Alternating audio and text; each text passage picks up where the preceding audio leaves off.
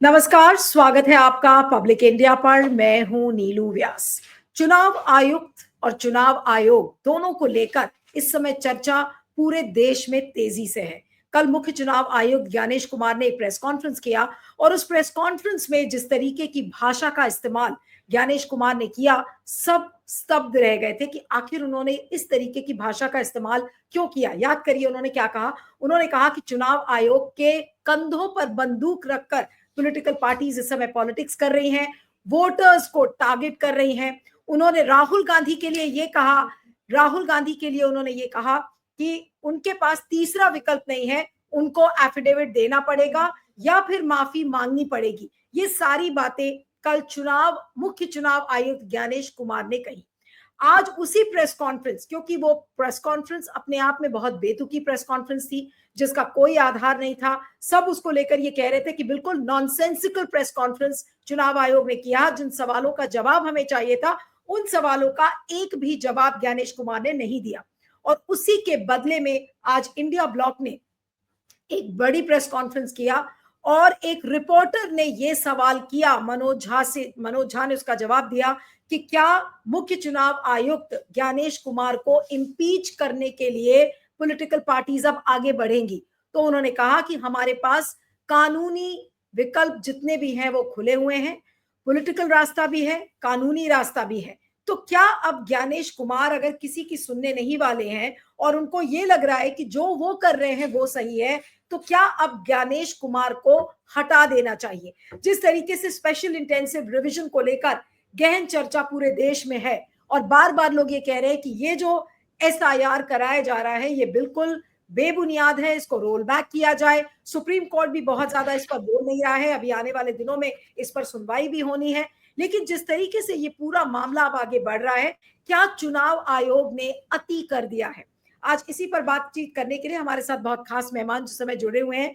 विश्व के जाने माने इकोनॉमिस्ट, लेखक, पॉलिटिकल कमेंटेटर परकला प्रभाकर हमारे साथ जुड़े हुए हैं। परकला जी, आपका बहुत बहुत स्वागत है।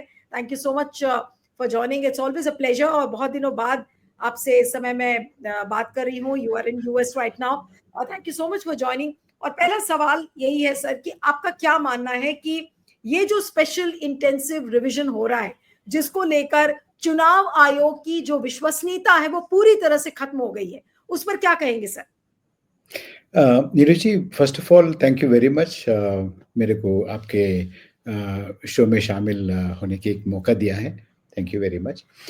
देखिए, चुनाव आयोग, एसआईआर और उसके बाद जो राहुल गांधी जी का प्रेस कॉन्फ्रेंस, इसके वजह से चुनाव आयोग की रोल अभी स्पॉटलाइट में है, फोकस में आ गया है।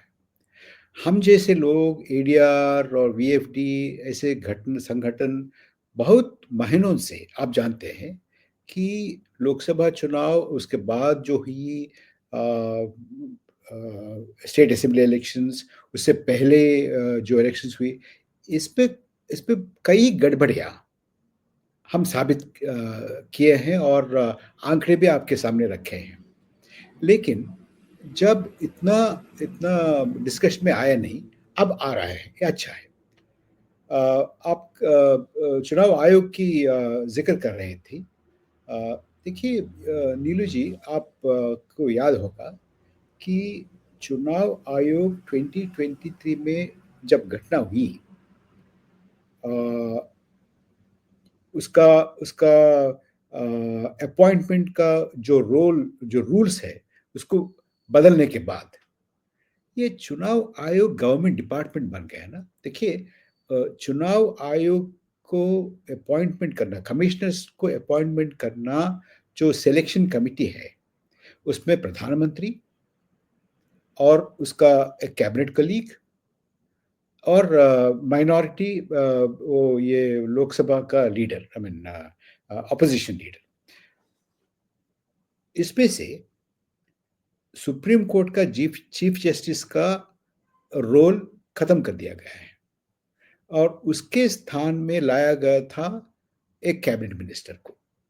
तो कैबिनेट मिनिस्टर और प्राइम मिनिस्टर, विपक्ष के नेता और माइनॉरिटी, तो उसका उसका नियुक्ति लोग चुनाव आयोग का अपॉइंटमेंट गवर्नमेंट डिपार्टमेंट के जैसा हो गया है। और उसके बाद उनका उनका कार्यशैली और कैसा वो किया है, लेवल प्लेइंग फील्ड नहीं था, code of con moral code of model code of conduct implement नहीं किया था, और किसी कंप्लेंट को लिया नहीं, जवाब नहीं देते, और वोटिंग परसेंटेज 11 दिन के बाद, 4 दिन के बाद, 5 दिन के बाद, 6 दिन के बाद अनाउंस करते हैं, और फाइनल अनाउंसमेंट और provisional announcement of polling data, बहुत फर्क, ये सब हमारे सामने है। तो राहुल गांधी जी का वो वोटर लिस्ट का वो फर्जी वोटर, डुप्लीकेट वोटर, और घर का नंबर 0, और पिता का नाम ABCD ये सब ये पूरा आ गया है। चुनाव आयोग जवाब देती नहीं। देखिए, चुनाव आयोग को हम जैसे लोग क्वेश्चन किए तो, सवाल पूछे तो जवाब कहाँ से आ रहे हैं? रूलिंग पार्टी से आ रहे हैं। क्यों? चुनाव आयोग देना है। देखिए, चुनाव आयोग को एक प्रेस कॉन्फ्रेंस में विपक्ष नेता कुछ सवाल पूछे, हम जैसे लोग, VFT जैसे संगठन और ADR जैसे संगठन कुछ सवाल पूछे। इस सवाल को जवाब नहीं, एक्नॉलेजमेंट भी नहीं है। और वेंकटेश नायक जैसा RTI एक्टिविस्ट्स लिखते हैं, जवाब देते नहीं। अभी तक तो कुछ भी अकाउंटेबिलिटी नहीं है। तो मैं मेरे मेरे ख्याल से आप चुनाव आयोग से मामला और विस्तार हो गया है। चुनाव आयोग को नो कॉन्फिडेंस मोशन चुनाव आयोग के प्रति मूव करना मेरे मेरे मेरे ख्याल से इतना इम्पोर्टेंट नहीं है, क्योंकि फर्जी voters list, contaminated voters list, और contaminated electoral data, provisional electoral polling data और फाइनल पोलिंग डेटा, इतना फर्क। इसके बाद जो लोकसभा घटित हुई, ये लोकसभा ठीक से घटित हुई नहीं। तो इसका मतलब ये है कि ये लोकसभा जानी चाहिए, और ये नहीं, लोकसभा आप ये कहते हैं परकला जी, जब आप ये कहते हैं कि ये लोकसभा जानी चाहिए, तो इसका क्या मतलब होता है? ये लोकसभा ऑथेंटिक नहीं है ना। नहीं, तो आप ये कह रहे हैं कि ये ये लोकसभा जो 2024 में जो सरकार बनी थी, ये भंग होनी चाहिए, क्योंकि ये एक इलीगल और लोकसभा भंग होनी चाहिए, और ये लोकसभा से आई सरकार वो भी जाना चाहिए, और चुनाव आयोग फिर से गठन होना चाहिए, ठीक से गठन होना चाहिए। ओके, सुप्रीम कोर्ट के चीफ जस्टिस इंपॉर्टेंट पॉइंट्स, मैं आपको इंटरप्ट कर रही हूँ, आपने 2-3 बड़ी इंपॉर्टेंट बातें कही हैं जो कि न्यूज पॉइंट्स हैं। आपने कहा कि ये लोकसभा भंग हो, दोबारा से चुनाव आयोग का कॉन्स्टिट्यूशन हो। Is that what you said, कि दोबारा से कॉन्स्टिट्यूट कराया जाए चुनाव आयोग? कैसा कॉन्स्टिट्यूट करना है? ऐसा हाँ। कॉन्स्टिट्यूट करना है कि इसका इम्पार्शियलिटी, निष्पक्षता सामने आए। ये गवर्नमेंट डिपार्टमेंट के जैसा कॉन्स्टिट्यूट नहीं होना चाहिए, अपॉइंटमेंट नहीं होना चाहिए। नहीं, तो फिर तो उसके सुप्रीम लिए कोर्ट का कानून को चीफ बदलना जस्टिस, पड़ेगा परकला जी। जो जी, कानून ऑलरेडी बना हुआ है, appointments of chief election commissioner, वो तो सुप्रीम कोर्ट ने इसको क्लियरेंस दे दिया है। तो अब तो हम इसको, या तो वो चुनाव, बेसिकली उस कानून को बदलना पड़ेगा, क्योंकि इसका इसका इसका इसका इम्पार्शियलिटी इम्पार्शियलिटी नहीं है ना, क्योंकि गवर्नमेंट से अपॉइंटेड है। ये पूरा गवर्नमेंट से अपॉइंटेड हो सकते हैं, लेकिन गवर्नमेंट के डिपार्टमेंट के जैसा काम कर रहा है। अब देखिए, कल जो प्रेस कॉन्फ्रेंस हुआ था, ये ये प्रेस कॉन्फ्रेंस एक एक इम्पार्शियल ऑटोनोमस कॉन्स्टिट्यूशनल बॉडी का हेड जैसा ऐसा बात किया क्या? नहीं है ना। इम्पार्शियलिटी कहीं दिखाई दिया नहीं। लेकिन लोकसभा भंग कौन करेगा? ये तो पहल हमेशा होती है कि आप सरकार की तरफ से होता है, लेकिन यहाँ तो जब सरकार और चुनाव आयोग दोनों मिलकर ये धांधलेबाजी कर रहे हैं, तो ये लोकसभा भंग कैसे होगी? क्या हम अब स्ट्रीट देखिए मूवमेंट करेंगे? नीलू क्या जी, इंडिया भर के लोग नीरज जी, सड़क पर ये जाएंगे? एक बात आप जैसे लोग ध्यान में रखना चाहिए। ये चुनाव, लोकसभा, सरकार, ये सारे चीज पॉलिटिकल पार्टी और चुनाव आयोग के बीच में खेल नहीं है। ये जनता का मामला है। अगर जनता इसमें स्टेक होल्डर नहीं है, अगर जनता का जवाबदार नहीं है, जनता का अकाउंटेबल नहीं है ये सब इंस्टीट्यूशंस, ये किसके लिए है? किसके लिए है ये? तो बिल्कुल। अच्छा, हमारे डेमोक्रेटिक सेटअप में उच्च सॉवरेन बॉडी कौन है? पीपल है। अगर पीपल का विश्वसनीयता नहीं है, पीपल का कॉन्फिडेंस नहीं है, ये क्या है? नहीं, ये लेकिन कल किस अगर लिए? आप सुना हो ध्यान से परकल सर, कल ज्ञानेश कुमार ने कहा कि अगर 7 करोड़ जनता बिहार की चुनाव आयोग के साथ है, तो चुनाव आयोग की क्रेडिबिलिटी पर कोई प्रश्न चिन्ह नहीं लगता। और बहुत बोस्ट करते हुए उन्होंने कहा कि if 7 crore people are with me, then there can't be any question marks on the credibility of the election commission। अब इस तरीके के स्टेटमेंट पर क्या करेंगे आप? देखिए चुनाव मुख्य आयोग क्या बोलते हैं? चुनाव मुख्य आयोग बोलते हैं ना, मुख्य चीफ, चुनाव आयोग। जी। मुख्य चुनाव आयोग। ऐसा नहीं बोले तो कैसे बोलेंगे? क्या बोलेंगे? ऐसे ही बोलेंगे। आप इसके कुछ मतलब है क्या? वो जो बोल रहे थे, किसी एक एक सेंटेंस मेरे को बता दीजिए, उसका कुछ मतलबी का बात रखे हैं देश के सामने। कुछ भी नहीं। ऐसे बोस्ट कर सकते हैं? Why 7 crore? 100 crore people are with him, he can say that. इसमें क्या है? एक चीज आपने ये भी कही कि आप चुनाव आयोग के और खिलाफ। एक और बात कहने दीजिए मेरे को। देखिए, मेरे को कौन दल जीतेगा, कौन प्रधानमंत्री बनेगा, कौन सी दल सरकार बनाएगी, इससे मेरे को कुछ मतलब नहीं है। मेरे को सिर्फ ये मतलब है कि वोटर लिस्ट ठीक है या नहीं, चुनाव आयोग निष्पक्षता से काम कर रहा है या नहीं, इम्पार्शियली काम कर रहा है या नहीं, चुनाव प्रक्रिया ठीक से हुई है या नहीं, लेवल प्लेइंग फील्ड है या नहीं, इससे मतलब है। इसके बाद कोई भी दल आए, अगर हमको उस आइडियोलॉजी से सहमति नहीं है, हम लड़ेंगे। लेकिन अगर एक आइडियोलॉजी, एक गवर्नमेंट, एक दल आए, लेकिन ठीक से आया नहीं, घोटाला करके आए हैं, गड़बड़ी से आए हैं, तो ये डेमोक्रेसी का क्या मतलब है?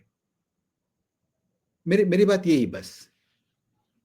मैं परकला एक से मुझे ये बताइए खिलाफ कि नहीं बोल रहा हूं मैं। हाँ, नहीं नहीं, आप ठीक कह रहे हैं, no one can dismiss what you are saying, लेकिन मेरा जो सवाल है कि आप कह रहे हैं कि ये लोकसभा भंग होनी चाहिए और चुनाव आयोग के खिलाफ किसी तरीके का नो कॉन्फिडेंस लाने का कोई मतलब नहीं है, उसकी कोई मीनिंग नहीं है। अब आज ये सवाल पूछा गया था और ये बड़ी हेडलाइन भी बनी कि क्या सीईसी जो कि चीफ इलेक्शन कमिश्नर है, उनको इम्पीच करना चाहिए? क्या उनके खिलाफ इम्पीचमेंट मोशन देख लाना चाहिए? देख चुनाव आयोग तो चले जाना चाहिए बस। लेकिन अब देखिए, आप ये कर सकते हैं, आप कर सकते हैं, सदन में बहस कर सकते हैं, लेकिन नतीजा क्या होगा? आपका आपका अब देखिए, चुनाव आयोग के प्रति आप नो कॉन्फिडेंस मोशन लाएंगे, इम्पीचमेंट मोशन लाएंगे, तो जीतेगा क्या? तो क्या मतलब है? आप आजकल क्या हो रहा है, आप किसी कोर्ट में जाइए, सुप्रीम कोर्ट में जाइए, कुछ होने वाला नहीं है। तो ऐसा जाने से क्या होगा? ऐसा ऐसी इम्पीचमेंट मोशन मूव करने से होगा क्या कि तो बहुमत ही नहीं है, तो हार जाएगी, और उसके बाद चुनाव आयोग बोलेगी आपने इम्पीचमेंट मोशन लाया लेकिन हार गए, हम ठीक से बैठे हैं। तो चुनाव आयोग के प्रति आप इम्पीचमेंट मोशन लाके हार के उनका लेजिटिमेसी को आप बढ़ावा दे रहे हैं। ओके, तो आप ये कह रहे वही हैं कि नतीजा इम्पीचमेंट मोशन नहीं लाना चाहिए, इम्पीचमेंट मोशन नहीं लाना चाहिए। इम्पीचमेंट मोशन लाइए, लेकिन वो इससे नतीजा एक्सपेक्ट मत कीजिएगा। ओके, इम्पीचमेंट मोशन ला सकते हैं, इसलिए ला सकते हैं कि सदन में कुछ चर्चा हो, जनता जनता के बीच में कुछ चर्चा हो, बस इतना नहीं ही लेकिन फिर उनका तरीका क्या है उसका उसका ज्ञानेश कुमार उसका को? सर, ज्ञानेश कुमार को हटाने का फिर तरीका क्या है? आपने कहा ज्ञानेश कुमार को हट जाना चाहिए, लेकिन इम्पीचमेंट मोशन अगर नहीं उसका कोई पर्पस सॉल्व होता हो, जैसा आपने कहा कि the opposition doesn't have the numbers, they will fail if they bring in the impeachment motion, तो isn't ज्ञानेश it कुमार हटे। isn't it so obvious नहीं, लेकिन फिर कि हटेंगे बिल्कुल कैसे साफ है ना। ज्ञानेश? नहीं सर, ज्ञानेश कुमार फिर हटेंगे कैसे? कौन हटाएगा ज्ञानेश कुमार को? ज्ञानेश कुमार जी जब हटेंगे, लोकसभा बंद हो, भंग हो, सरकार भंग हो, तब हटेंगे। बट कौन ये पहल करेगा? आपको लगता है कि सरकार ये पहल करेगी? दबाव लाना चाहिए, सड़क पे लाना चाहिए। लोग लोग लोग सिर्फ सोशल मीडिया में नहीं है, सड़क पे उतरना चाहिए ना।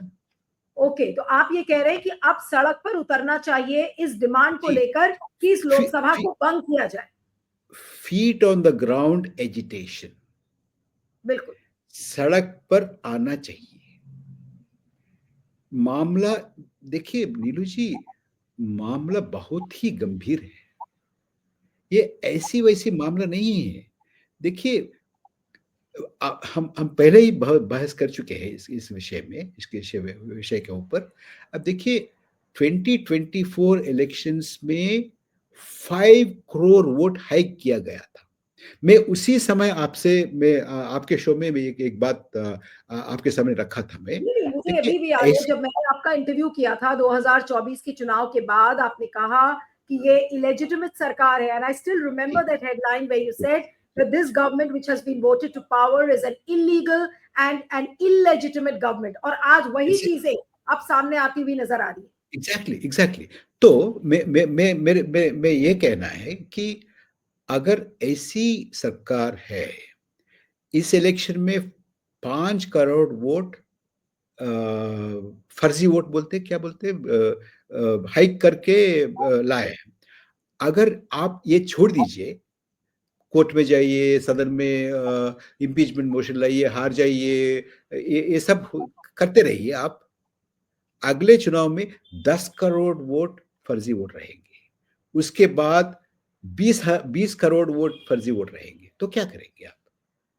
तो नहीं, लेकिन सर इसका रास्ता क्या है? जैसे राहुल गांधी ने एक एक्सपोजे किया महादेवपुरा का, कर्नाटका की जो असेंबली कंस्टिट्यूएंसी है, उन सवालों का जवाब तो चुनाव आयोग ने नहीं दिया, लेकिन वो वोट चोरी का जो टाइटल है वो अब ऐसा चिपक गया है चुनाव आयोग को। उल्टा कल ज्ञानेश कुमार ने कहा कि ये वोट चोरी is an improper word, you should not use this word. अब इस तरीके की वो सीख दे रहे हैं, तो मेरा अच्छा, सवाल है कि विपक्ष क्या करे? कुछ ऑल्टरनेटिव सजेस्ट किया ज्ञानेश कुमार जी ने, क्या बोलना चाहिए उनको? No, he said that vote chori is an improper word. हाँ, which word should be used? चोर को चोरी ही कहना है, बस चोरी को क्या करना है, चोरी ही करना है, चोरी ही बोलना है ना। No, but what I'm failing to understand is कि राहुल गांधी और तेजस्वी यादव इस समय यात्रा कर रहे हैं, और उनकी जो वोट चोरी पर यात्रा है, और पूरा इंडिया अलायंस वोट चोरी पर ये यात्रा कर रहा है। इसके नतीजे बिहार में क्या होंगे मुझे नहीं पता, लेकिन वोट चोरी का जो एक गूंज जो पूरे देश में समय सुनाई पड़ रही है, और क्या इस वोट चोरी के एलिगेशन से क्या ये सरकार निकल पाएगी? आपको लगता है, आपका विजडम क्या कहता है, क्या मोदी जी अब इस वोट चोरी के आरोप से बच पाएंगे? वो तो हर आरोप से अपने आप को बचा लेते हैं, हर कोई भी उनके ऊपर आरोप लगता है वो किसी न किसी तरीके से he finds a way and means to wriggle out of that allegation. But ये जो वोट चोरी का उनके ऊपर आरोप लग रहा है कि वोट चोर गद्दी छोड़ का जो नारा लग रहा है, ये क्या इस इस आरोप से मोदी जी आपको लगता है कि बच पाएंगे?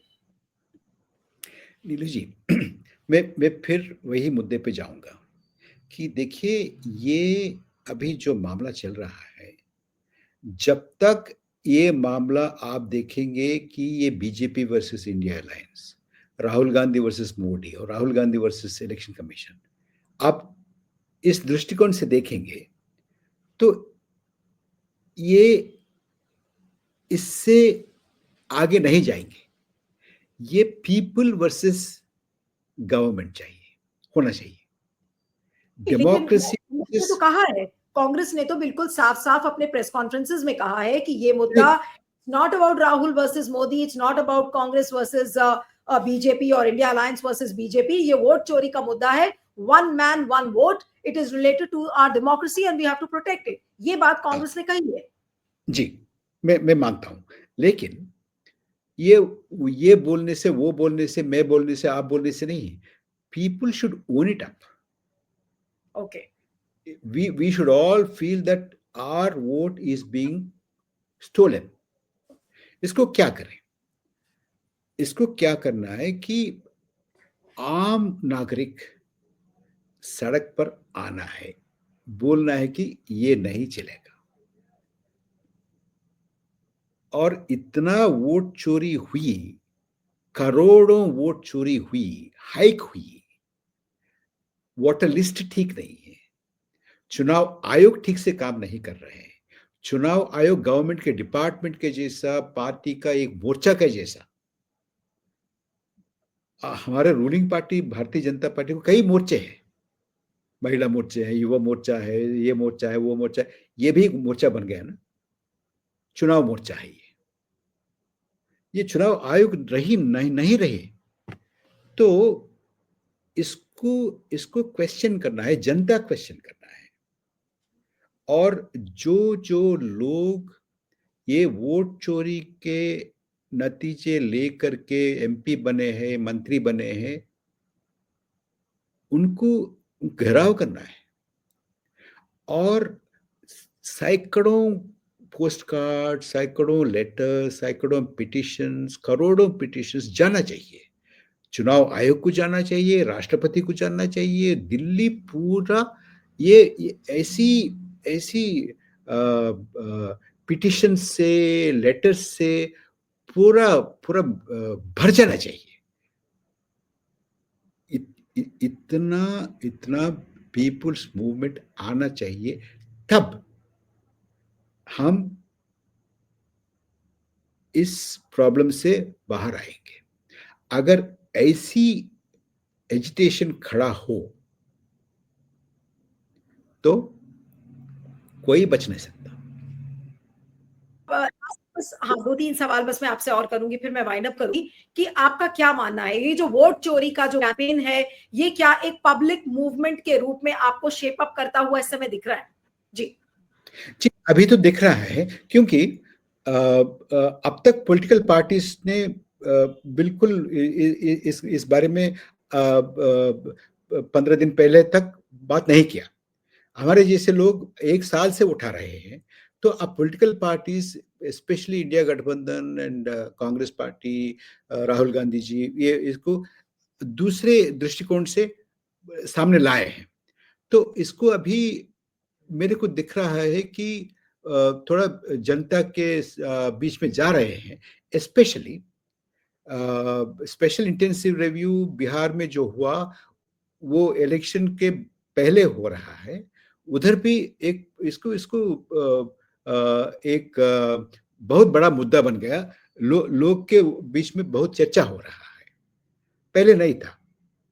तो मेरे को ये दिख रहा है कि ये एजिटेशन, ये मूवमेंट बढ़ेगा,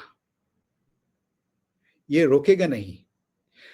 बढ़ने के लिए एक चीज वेरी वेरी इंपॉर्टेंट जरूरत है कि ये पॉलिटिकल पार्टी का मुद्दा मत बनाइए। पॉलिटिकल पार्टी का मुद्दा नहीं है ये। और हम जैसे लोग, आम नागरिक, इससे भी मतलब नहीं है कौन सत्ता में है, कौन सत्ता में नहीं है, कौन जीतेंगे, कौन नहीं जीतेंगे, इसका मतलब मेरा नहीं है, हमारा नहीं है। पॉलिटिकल पार्टीज को हो सकता है, कौन एमपी बनेगा, कौन प्रधानमंत्री बनेगा, कौन मंत्री बनेंगे, कौन ये बनेंगे, कौन वो बनेंगे, हमको क्या है, हम कुछ नहीं बनेंगे। लेकिन हम जैसे लोग को ये इंपॉर्टेंट है कि चुनाव प्रक्रिया जो है वो ठीक से होना चाहिए।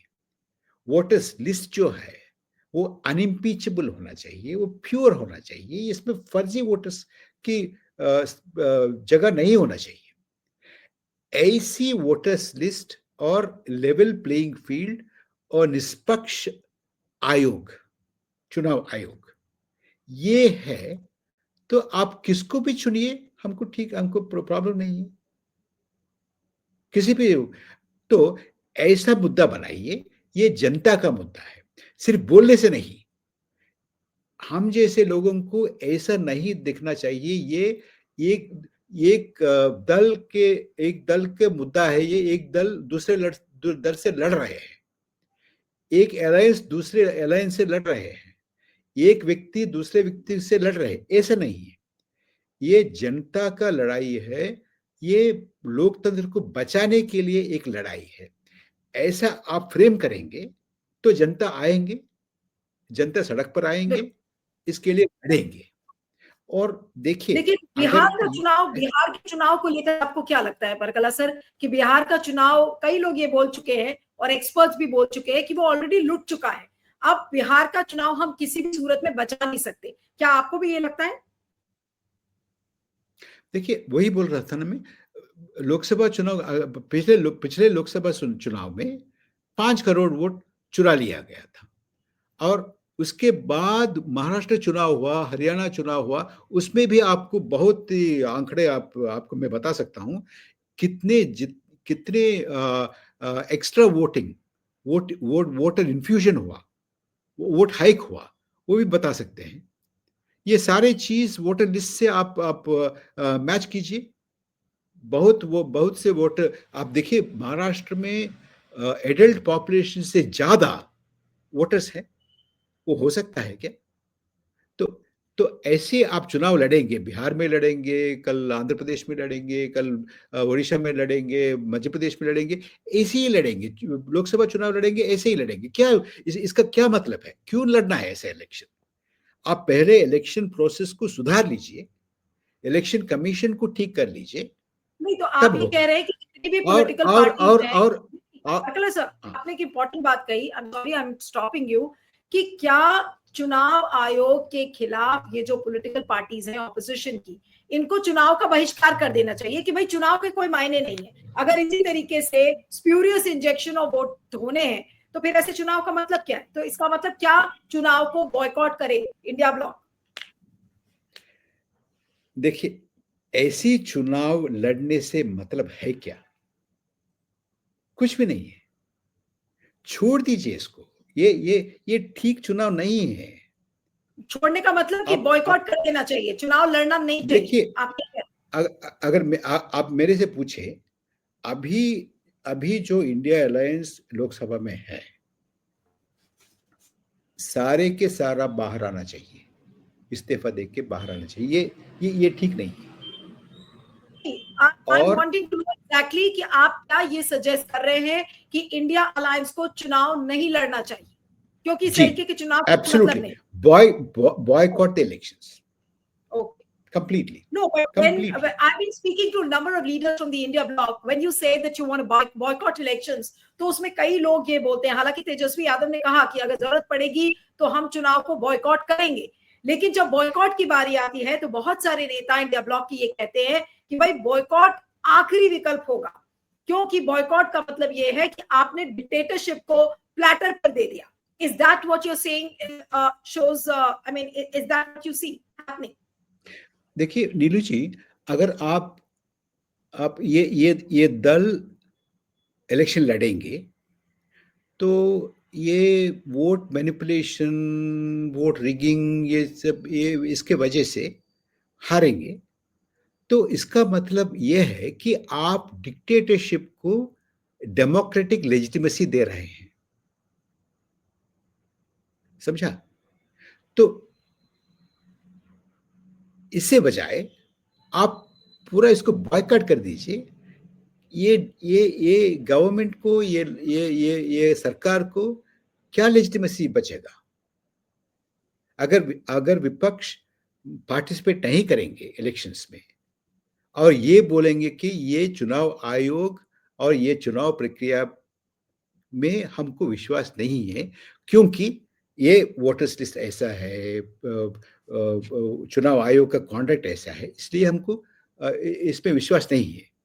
तो नहीं, लेकिन अगर इंडिया ब्लॉक चुनाव नहीं लड़ता है तो बीजेपी तो चुनाव लड़ेगी, उन्हीं की सरकार बन जाएगी, ऑपोजिशन का तो कोई वोट ही नहीं होगा फिर कहीं। आप देखिए, अब सूरत का इलेक्शन कैसा हुआ, आपको याद है? यूनानिमस हो गया, तो ऐसे यूनानिमस हो जाएंगे तो इसका लेजिटिमेसी होगा क्या लेजिटिमेसी होंगी? अगर सारे 2-3 बड़े पॉइंट्स आज आपने इस इंटरव्यू में दिए। आपने कहा कि लोकसभा को भंग किया जाए, चुनाव आयोग का पुनर्गठन हो। आपने ये भी कहा कि इसको एक जनता का इशू बनाया जाए, एक पब्लिक मूवमेंट के जरिए, क्योंकि ये जनता का इशू है, ना कि इंडिया ब्लॉक वर्सेस बीजेपी का। और साथ में आपने ये भी कहा कि ऐसे चुनाव का कोई मतलब नहीं है और इस चुनाव को बॉयकॉट करना चाहिए। These are the big pointers. And I want to know from you, my last question, how will you summarize the situation, Parkala sir, towards the end of this interview? Yes. देखिए, अभी elections जो हो रहा है ये completely illegitimate elections है। ये vote चोरी से हुई इलेक्शंस है और ये अभी जो लोकसभा का गठन हुई, जब मौजूदा लोकसभा बैठ रहे हैं अभी है, ये ऑथेंटिक लोकसभा नहीं है क्योंकि ये मैनिपुलेटेड वोटर्स लिस्ट से आई लोकसभा है और इस लोकसभा से आई सरकार भी मैनिपुलेटेड सरकार है, इनऑथेंटिक सरकार है, इलेजिटिमेट सरकार है, इम्पोस्टर सरकार है, बस। Very unfortunate and I hope कि एक बड़े पब्लिक मूवमेंट में तब्दील करे। और आपने ये भी कहा कि इम्पीचमेंट मोशन भी लाने का कोई फायदा नहीं है क्योंकि वो इम्पीचमेंट मोशन फेल हो जाएगा और चुनाव आयोग को मौका मिल जाएगा ये कहने का कि देखिए भाई नंबर्स तो हमारे पास थे, हम सही थे, इस वजह से ये इम्पीचमेंट मोशन फेल हुआ। तो देखेंगे कि अब सुप्रीम कोर्ट में। हाँ, एक सवाल मेरा और रह गया था परकला साहब, सुप्रीम कोर्ट से हमें क्या उम्मीद करनी चाहिए? आपको लगता है कि सुप्रीम कोर्ट SIR को रोल बैक करेगा क्या? क्योंकि चुनाव आयोग के जितने भी पिटिशंस होते हैं सुप्रीम कोर्ट उसमें हल्का हाथ रखता है, कभी भी supreme court never takes the election commission head on. तो सुप्रीम कोर्ट से लोगों को क्या उम्मीद रखनी चाहिए? उम्मीद रखनी चाहिए या नहीं रखनी चाहिए? देखिए नीलू जी,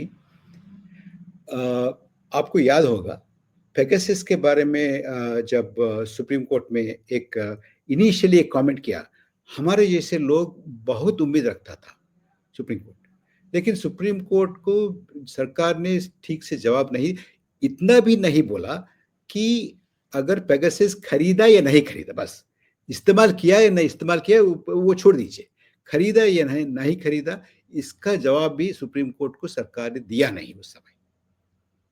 तो सुप्रीम कोर्ट का तरीका ये रहा कि उम्मीद रख सकते हैं लेकिन डिसअपॉइंट कर रहे हैं। तो मैं इस समय SIR के मामले में और बाकी इलेक्शन के बहुत सारे मामलों में सुप्रीम कोर्ट के ऊपर इतना उम्मीद, इतना होप मेरे को नहीं है। Okay okay, I'm sorry. I have no disrespect, but I don't have.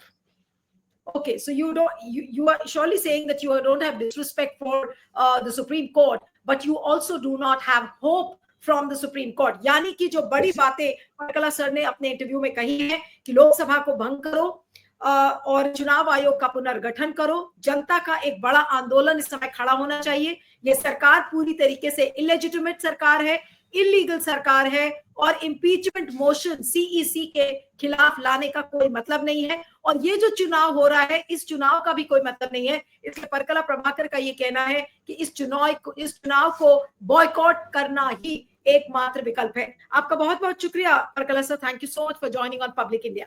Thank you. Thank you. Thank you sir.